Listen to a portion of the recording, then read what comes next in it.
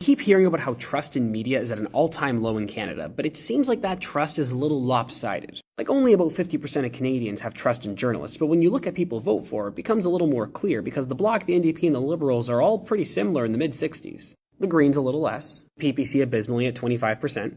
But the Conservatives, who make up 30 to 35% of the voting population of the country, only have 36% support and trust in journalists. Now, mind you, those numbers are a little bit higher when it comes to trust in elections. We have 69% trust in elections, nice, with 87% of Liberals, 78% of NDP, 74% of Bloc, 63% of Greens, and 62% of Conservatives. And the PPC's at 32%, not surprised. And I think when you look at the NDP and the Bloc being lower than the Liberals, it's pretty easy to see here why that is.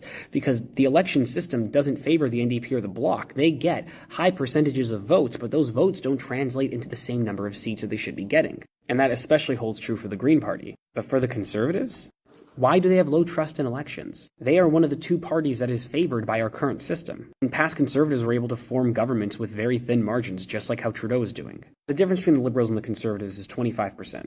The Liberals are about 11% above the average between the NDP and the Bloc, and the Conservatives are about 14% below that. Which makes me kind of wonder, are these numbers based on the fact that we currently have a Liberal Prime Minister? And if we had a Conservative one, would these two parties be swapped? I don't think they entirely would be, but I do think the Liberal number would be much lower and the Conservative number would be much higher. I think they would be about even.